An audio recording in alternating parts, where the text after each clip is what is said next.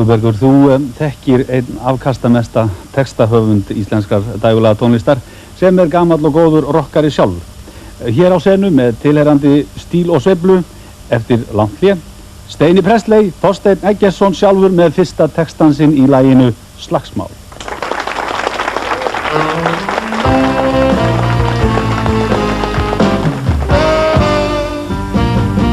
Það langar í slagsmál á afvikinn stað. Það langar í slagsmál, skal við slá þig í spað. Það stóð upp ég fættist og sagði ljóð. Og pabbi flúðað heiman en mamma varði róðu ég. Hóðu, já það nafnið sem ég ber.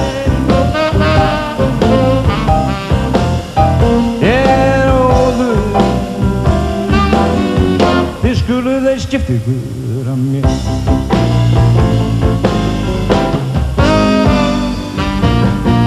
Langar ekki til slagsmál, en ég veit enga væg,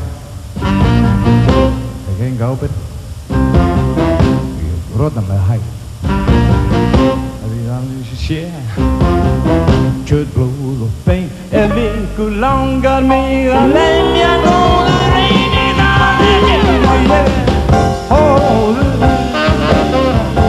það nafnið sem ég ber. Ég óður, þið skuluð skipta ykkur af mér. Já, óður, óður, óður, það ég. Óður, óður, óður, það ég. Skipti ykkur neitt af mér. Er óður, óður, óður, óður, og spöktið við farin og burt frá mér. Ég er óður, já það eitt óður, og spöktið við burt frá mér.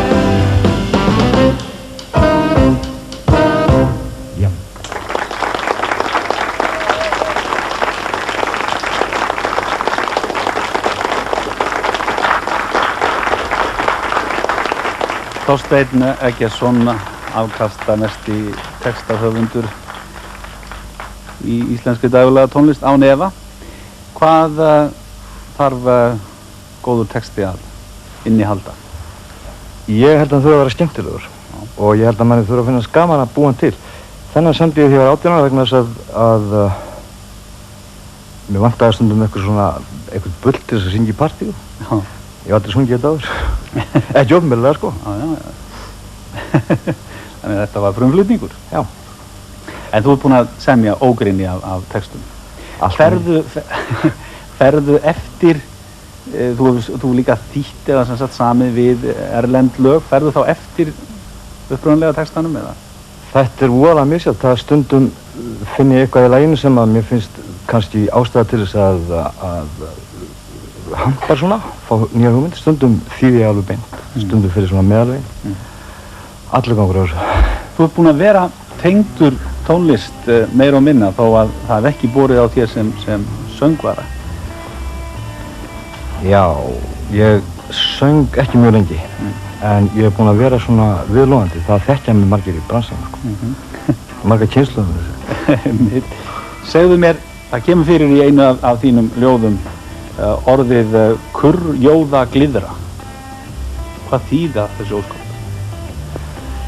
Kurrjóða gliðra, ég veit ekki hvernig ég á að segja frá hugmyndinu vegna þess að í gamla daga þá voru hljómsveitir mjög þekkta fyrir það, sérstaklega ef það voru strákar sem voru svolítið svona út á við, að það fylgdi þeim stelpur. Já. Kurrjóða er bara svona orð sem ég bjó til, það þýðir úthafsdraugur. Gliðra þýðir reyndar svona lauslát stelpa. En ef þessi, hún fylgdi einhverjum úthafsdraug vegna þess að sagan er þannig, hún er svona tilbúin orð, mikið. Þú er greinilega gaman af að setja svona laga saman, en þú ert líka rithöfundur eins og kannski menn vita og rithöfundur á ensku, á enska tungu. Já, núna, loksins. Já. Loksins hef ég getað hristað mér þessa texta smíðarlega, eða þennan barning. og þó maður veit ekki, það getur vel verið að maður sé ennþá að semja texta. Og hvað ertu að skrifa? Þetta er svolítið flókið að segja frá þessari bók, en þess að hún er 282 blaðsíður og fjallar eiginlega tímabilið sem Beatla-æðið var að byrja á í Evrópu, 63-65. Svo er þetta allt mögulegt, þetta er ein saga sem að ýmislegt gerist í. En af hverju á ensku? Enskan er svolítið skemmtilegt mál líka og full af svona orðaleikjum og full af orðum sem að hljóma vel saman til þess að búa til orðaleiki og til þess að segja skemmtilega frá. Og eitt af því sem ég nota svolítið í þessa bók eru daglagatextar, þekktir amerískir og enskir daglagatextar. Ég kannski allt í inn í einhverju langlóku eða romsu eða eitthvað svona, þá kemur allt í svona bara upp úr þurru einhver setning sem er bara heil setning og daglagatexta. Og ef ég fær að gera þetta á íslensku eins og verð ekki að horfa svona alltaf á mig, þá held ég að það virki ekki alveg. Við skulum fá fleiri rockara á senuna. Textin við Mónu Lísu, er hann ekki eftir þig? Jú, hann er eftir mig. Ég gerði hann fyrir hann Garðar Guðmundsson.